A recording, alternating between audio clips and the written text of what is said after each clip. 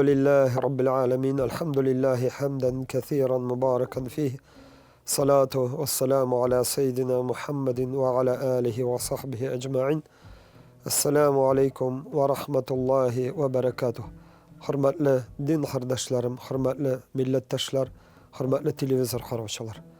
Allah Rabbimizga bizlerine yoktan bar kılgan, bizlerge aloq köpkene nimetlerin bergen.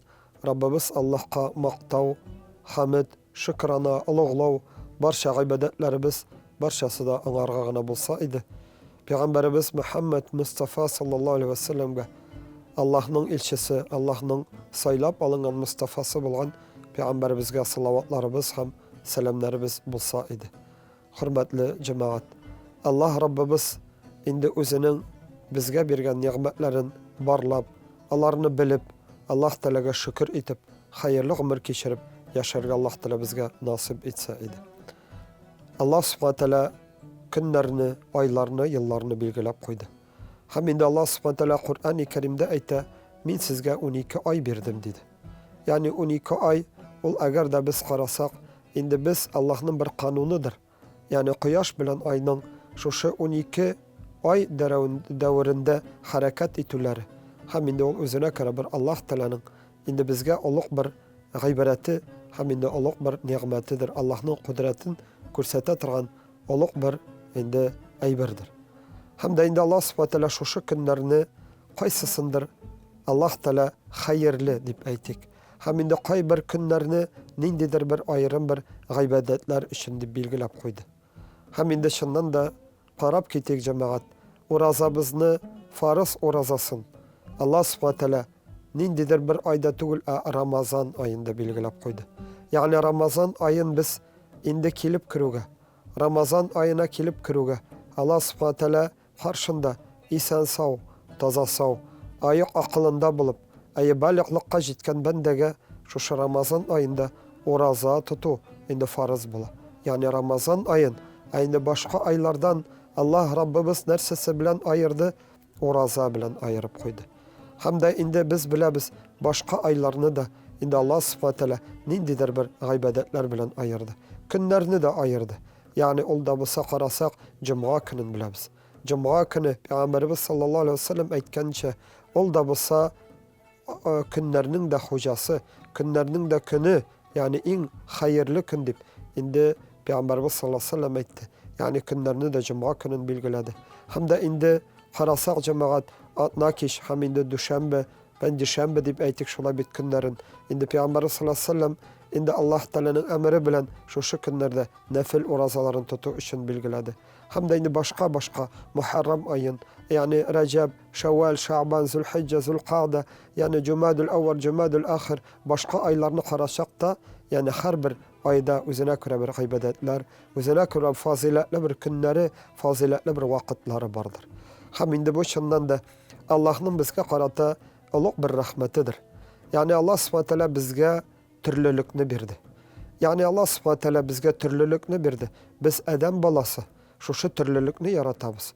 Gel bir gıybettegine, ya ki bir gıybetini uzak ravuşta başkarını tugul. Ayında Allah Subhanahu Teala bizge nimet etip berdi. Eğer Ramazan ay jitti mi, orazağızını tutuğuz. Yani mine şu Cuma günü kildi mi, ay namazga Allah'ını zikir etirge jiyilığız. Hem de başka vakitlarda bizge Allah Teala gıybetlerini türlendirdi. Yani türlü gıybetler berdi. Yani gıybetet degen söz olunarsa Allah'ını tanıp, Allah'ını iske alıp, Allah Teala zorlar için ayrım bir amellerini berdi Allah Teala. Hem indi bu şundan da şu türlülükte oluk bir rahmettir. Şu türlülükten biz cemaat fayda alık. Şundan da biz adam balası. Bir gene türlü gıybetette bulsak nişiktir bir arıp gider idik. Ama lakin şu gamel gıybetlerinin türlülüğü hem indi Allah Subhanahu Teala bizge ayrım bir günlerini, ayrım bir derecelerine koyuyor. Ol Allah'ın bizge karata Allah bir rahmetidir. Hem indi qarab koytik cemaat. Şu günlerinin arasında cemaat aytip giderge tiyişli bulgan, hem her bir Müslüman bilirge tiyişli bulgan indi sözünü aytip gidik. Ol da bulsa Zülhicce ayı. Zülhicce yani ayının tercümesi, mağnası ol hac ayı. Yani Tatar tiline eğer de biz onu tercüme etsek Zülhicce ol hac kıla tırgan ay. Haç ayı dip indi tercüme etile. Yani karağız şoşu oluk bir gaybedetinin vakıtın Rabbimiz Allah Teala ayrım bir ayga bilgilep koydu. Ol da bolsa Zülhicce ayında. Hem indi şoşu ayının oluk bir fazileti, oluk bir derecesi şoşu Zülhicce ayında hac amelleri kılına. Yani Zülhicce ayında Arafa üzerliğine barıp tövbe istiğfarlar kılına. Yani şu Zülhicce ayında Mekke-i Mukarreme'ye barıp Ka'batullah tiresinde tavaflar kılına, tavaful ifadalar kılına, Allah karşında Allah'a itaatimizni bildirip, tavaflarımızını, sa'ilerimizni kılıp, zemzem suları içip, namazlar okup, ütkere turgan aydır. Hem Zülhicce ayı ol indi Allah Teala karşında Mina üzerliğinde yani sabır ite dualarımızını kıla yani Mina üzerliğinde ütkere turgan vakittir. Hem şolay yok indi şeytanga Allah Teala karşında indi min şeytandan yarak bulam. Ya Rabbim min senin sözünden yakın bulam dip şeytanga indi taş atatırgan vakitlarımızdır. Hem indi şoşu Zülhicce ayının şolay oluk bir gaybedeti kurban çalı. Anı hac amelleri kılgan vakitte de başkarabız. Hem indi biz şoşu kimler hacda tugul yani biz özümüzün tuğan yerlerimizde, tuğan urunlarımızda eğer de nisap malına yani bizden iş alırga mümkünçiliğimiz, baylığımız, mülketimiz jitken işarakta. Yani biz şu Zülhicce ayında 10. Zülhicce aylarında biz indi Zülhicce ayının 10. gününde kurban indi çala başlayız. Yani biz kurbanlarımızı çalıp Allah'a bir ibadet kılabız. Yani küresizmi mi? Zülhicce ayının ayrım bir yaladan da bir Allah subhanahu ibadetin bilgiledi. Zülhicce ayında kurban kılabız. Yani karağız haç kılabız Zülhicce ayında. Zülhicce ayında kurban gayeti yani kurbanlarımızı çalabız. Karağız nindi büyük, nindi dereceli aydır cemaat. Hem indi cemaat Allah subhanahu şu günler turunda, Zülhicce ayı turunda nerse dedi. Ayı Zülhicce ayının birinci 10 günlüğün Allah subhanahu Kur'an-ı Kerim'de nerse dedi. Eyyamun ma'lumat. Yani bu bilgili bulgan günlerdir dedi.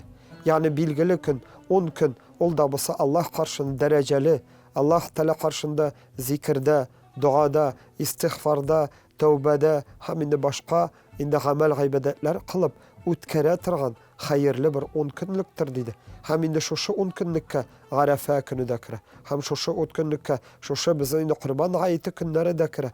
Hem biz aytabız indi Arafa gününün Zülhicce ayında buluğu. Ol indi 9. Zülhicce ayında buluğu. Hem indi Arafa'da biz bilemiz. Hacılar kulların küterip, dua kılıp Allah'tan soruyorlar. Ya Rabbim, Ya Rabbim kişir. Yani Arafa'dan bende çıkar. Günahsız, pak, sabi kibik. Yani kişirilgen halde ol şu Arafa üzerliğinden çıkardı. Hem de indi şeytan şu vakinde indi şaşardı. Ne için? Yani ömür boyu kim nedir ol adaştırıp günahlar kıldırıp yaşatırga tiledi. Olanı yoldan yazdırga tiledi.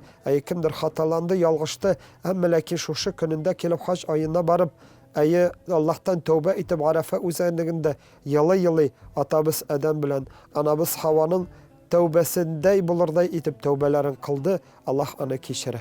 Hem indi cemaat bu nindi hayırlı, nindi büyük, nindi dereceli günlerdir. Hem de indi şolay yok. İndi biz kimde Arafa üzerliğinde bara almay, indi biz şu günde orazada bulurga tırışabız. Yani orazada hacılarga aşap, yani şu Arafa gününün derecesini bilgilep gitemiz. Hem indi Karaşak Zülhicce ayının ayı birinci 10 günlüğün Allah subhanahu Kur'an-ı Kerim'de eyyamun ma'lumat dedi. Bu bilgili bir günler. Bilgili bir günler. Anın kaderin biligiz. Ol bilgili günler. Ol günler başka kilmeyecek. Ol günlerin başka vakitte buldur bulmayacak. Ol bilgili bir şu 10 gün. 10 günlüğünüzni hayırlı etip, mina şu haclarınızını kılıp, yani kurbanlarımızı çalıp, Arafa'da tövbeler kılıp, yeki Arafa gününde urazalar tutup, duada, istiğfarda 10 gününüzni hayırlı etip ütkeriz dedi. Hem indi Allah subhanahu Zülhicce ayının yanadan da bir iş günün yanadan bir bilgilep gitti. Ol da bulsa biz anı halkta aytabız teşrik günleri dip. Hem indi Allah subhanahu anı Kur'an-ı Kerim'de eyyamun ma'dudat dedi. Yani ma'dudat sanavlı günler. Sanavlı günler. Ol da bulsa şu teşrik günleri. Kurban ayeti gününden sonra kurban ayeti bizim 10. Zülhicce'de bulsa şolay bit aldın da ana Arafa günü bulsa 10. Zülhicce kurban ayetinden sonra 11'i 12'si, 13'nче künler ol bizim təşrik künleri dip atalı. Yani təşrik künleri o nerseden alıngan elek şuşu künde yani kurbanların çalıp kurban itlerin tertiplep bölüp nindedir bir kiptirip dip aytiginde tertipke salıp yani şuşu başkalarını avuz ettirip aşab işip süyünüp beyrem etip ötkere turgan bulganlar. Haminde şoğa göre de biz aytamiz ayyamut teşrik şuşu kurban ayetinde şalına kurbanlarımızını birinciden süyünüşüp yani birbirimizge taratıp yani yetim miskinlerinin köngülün korup yani şuşu günni uzdurabız. Haminde bu şundan da şuşu günlerinin teşrik günlerinin hayırlı bir faziletli bir ameli şuşu kurban itlerinde yani hayırlı itip özümüzün yakın tuğan miskin fakirlerimizi süyündürüp ötkeremiz. Haminde cemaat Allah s.w.t. Kur'an-ı Kerim'de şuşu teşrik günlerinde haminde olanı Arafa hem kurban ayeti günlerinde de dip eytemiz şuşu günler bilen birgeleşip indi 5 gün devamında Allah s.w.t. nerse dedi Allah'ını zorlağız, Allah'ını zikir itigiz dedi. Yani biz şuşu günlerde yani şuşu Arafa gününün irtengi namazından başlap Arafa gününün 5 vakit namazından son gayet gününde 5 vakit namazından son hem 11'i 12'si 5 vakit namazdan son indi 13'ü ikindi namazına kadar ikindi namazını kirtip her farz namazından son tekbirlerimizni aytamiz. Tekbir olursa Allah'ını zorlav. Allah'ını zorlayız. Şu her bir namazımızdan son aytamiz. Allahu Ekber, Allahu Ekber, Allahu Ekber. La ilahe illallah, Allahu Ekber. Ve lillahil hamd. Erler bunu tavuş bilen aytsa, hatınlarımız bunu işten, yani özleri işitirde itip kına aytamiz. Ama lakin cemaat, anın asılı nesede son? Allah'ın asılı nesede? Allah Teala bunu aytti nesede? Bu zikir dedi. Yani Allah Teala zikir dedi bu işni. Yani şu tekbirlerini zikir dedi. O nersesi o zikir? Zikir cemaat ol bik zor bir ibadettir. Zor bir ibadet kine tugul. Ol zor bir ibadetlerin de zor bir asılıdır. Zikir ol Allah'ını iste tutu. Zikir ol Allah'ını iste çürü. Ol zikir ol Allah Teala'nı tanıp köngülünde yürtü. Her vakit anı Allah var. Allah bir, Allah beni rızıklandıra, Allah beni kuruşu, Allah büyük, Allah bölüşü, Allah'a kaytaşakmız. Yani şu aybirini gel, iste tutunu Allah Teala'nsa dedi. Bu zikir dedi. Hem zikir dedi, oluk bir ibadet dedi. İn oluk ibadet dedi. Hem indi cemaat karasak, yani şu tekbirlerimizni aytamiz. Anın mağnası ne desin? Allahu Ekber, Allahu Ekber, Allahu Ekber. Yani bu mağna, büyük oluk mağna. Allah büyük. Allah büyük. Allah barşa eberlerden büyük. Allah bütün baylık, şu bizim dünyamızda koygan zoluk bir derece, baylık, nimetlerden de büyük. Ol alardan büyük. Yani biz bit alar için, şu baylık toplar için, ya ki ilim alır için, dereceye erişir için vakitimizni, küşümüzni sarf etemiz. Anı hatta kaydadır, tukmişeşmi, biremiz. Hem de indi biz aytamiz Allah büyük. Allah bana şu bizden küşümüzni, hem de indi vakitimizni birige layıklı zattır. Yani ol büyüktür. Allah Teala büyük. Başka bir zatlardan da, yani başka bir ayberlerden de, dünyavi ayberlerden de biz köngülümüzde aytamiz. Ya Rabbim, sen büyük. Allahu Ekber, sen büyüksün. Deyip biz için köngüllerimiz bilen Allah'ını zikir etamiz. La ilahe illallah ve Allahu Ekber. Yağdan aytamiz. Ya Rabbim, senden başka ilah yok. Yani ilah yok. Sen yoktan bar kılışı da. Sana biz indi ibadet tıklamız. Ya Rabbim, seni tanıyız. Seni kuşkanlarını öteyimiz. Yani şu Allah Teala'nın imanımız. Yani başka şartları bilen. Yani iman şartları bilen. İndi kabul etip, Ya Rabbim, ben sana imanlı buldum.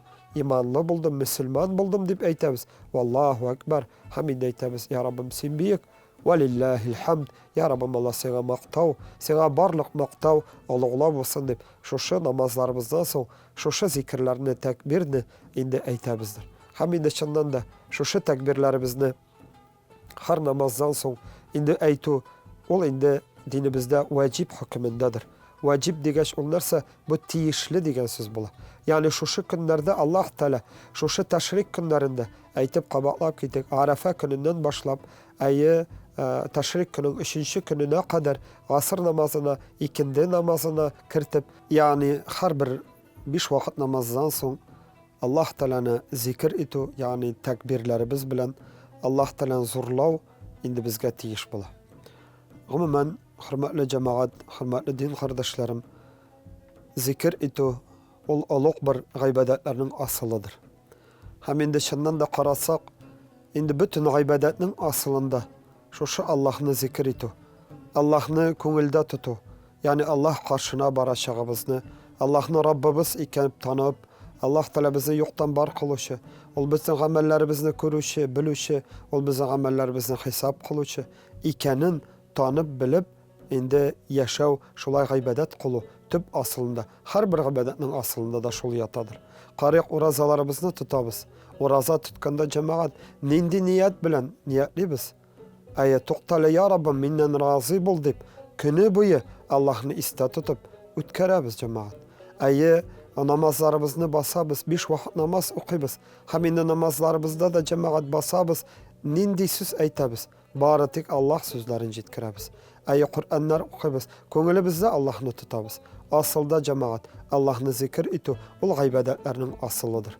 Ol gıybadetlerinin asılıdır. Haminde Allah subhanahu teala Kur'an-ı Kerim'de meselen cumğa namazı turunda nesadi, iman kitirgen bendeler.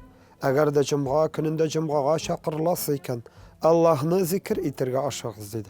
Allah Teala bizge ayyi namaz okuyuz, hutbe kılına, dualar, Kur'anlar, emmelekin bütünüsün. Şu şamellerin bütünüsün Allah Teala nasıl dedi? Zikir etirge aşağız. Yani Allah'ını isigizde tutup, yani şu meşitke indi iyigizden, ışıgizden, yani cumğa gününde cumğa namazı okuyayım deyip indi şakıp kitabız, olda biz Allah'ını zikir eteyte. Allah'ını köngülümüzde tutup, dokta Allah koştu bit, Allah Teala aytti bit. Hem indi şundan da cemaat umum revişte karasak, zikir etu ol gıybadetlerinin asılıdır. Zikir etu ol gıybadetlerinin asılı jilegi üzegidir. Hem de indi biz Allah karşında, yani Allah'ını zikir etirge, indi gadetlenip, terbiyelerge özümüzne kerek buladır. Ama lakin zikir etu gıybadetleri, amelleri de vardır. Ol da bulsa, ol bik jingildir cemaat. Ol da bulsa tillerimiz bilen, yani biz elhamdülillah deyip, aşab bitirgeç duamızını kılıp koysak, elhamdülillah deyip, yuqumuzdan turgaç eyte alsak, elhamdülillah deyip, Allah Teala birgen her bir nimetke eyte alsak, bu Allah'ını zikir etu bula. Sen Allah'ını isinde tuttun, Allah'ını unutmadın, ay min demedin, tekebbürlenmedin, ay minnine buldurdum, ay Allah Teala unutup, Allah'ını şitke koyup yaşamadın. Yani şu sözlerin bilen Allah'ını zikir ettin. Yani karasak şu indi tövbe sözleri, estağfirullah tövbe sözleri bulsun mu? Yani ki her bir vakitte okulatırgan dualarımız bulsun mu? Başka türlü zikir tesbihler bulsun mu? Tilimiz bilen aytetirgan. Ol da bulsa cemaat, bu zikirinin kişkine bir yoludur. Hem indi şundan da cemaat, kimdir aytirge mümkün? Ayı zikir bitu Allah köngül işi dip. Ayı yok cemaat, Allah Teala tilin bilen Allah'ını zikir etip, ayı kalbi bizge buluşsak idi cemaat. Tillerimiz bilen Allah, Allah, Allahu Ekber, ya ki elhamdülillah, ya ki subhanallah, ya ki başka bir sözlerini eytip, kalplerimizni ayı uyatsak idi. Allah Teala'nı zikir etetirgan, Allah Teala unut bitirgan kalpler bilen yaşasak idi cemaat. Ayı şundan da, indi biz şu birilgen günümüzün, birilgen indi her bir vakitimizin, ayı köpmü vakitin Allah'a zikir etip ütkergen bulsak, Allah'ını iste tutup ütkergen bulsak, Allah'ını köngülümüzde tutup ütkergen bulsak, anı biz tillerimizde şağaldırgan bulsak, biz anı ayak kollarımız bilen amel kılıda şağaldırgan bulsak, biz anı başka türlü ameller bilen şağaldırgan bulsak, indi Allah karşında Allah'ını unutmagan, Allah'ını iske tutkan bende buluruz. Indi Allah Teala unutmuşu, Allah'ını iske tutup, Allah Teala'nı barlap, yana inanıp yaşagan bende, indi ol Allah Teala karşında, dünyalığında da, ahiretinde de hayırlı bende bulur, hayırlı bahatke erişir. Indi ya Rabbim, bizlerge özüngni zikir etetiren kalip bir. Ya Rabbim bizlerge özüngni zikir etetiren tillerimizni bir. Ya Rabbim bizge özüngni zikir etetiren ağzalarımızını, kul ayaklarımızını bir. Yani şu amellerimizde özüngni barlap, özüngni her vakit iste tutup yaşaytırgan indi bizge ömürler bir. Ya Rabbim bizlerge şu özüngni tanıp, imanlı bende bulup yaşayan nasip etip, barşalarımızga da Müslüman din kardeşlerim, can hamten selametligi, köngül tınçlığa, iman baylığı bilen iki dünya bahtına erişirge nasip eylesin. Velhamdülillahi Rabbil alemin. Salatu vesselamu ala seyyidina Muhammedin ve ala alihi ve sahbihi ecma'in. Esselamu aleyküm ve rahmetullahi ve berekatuhu.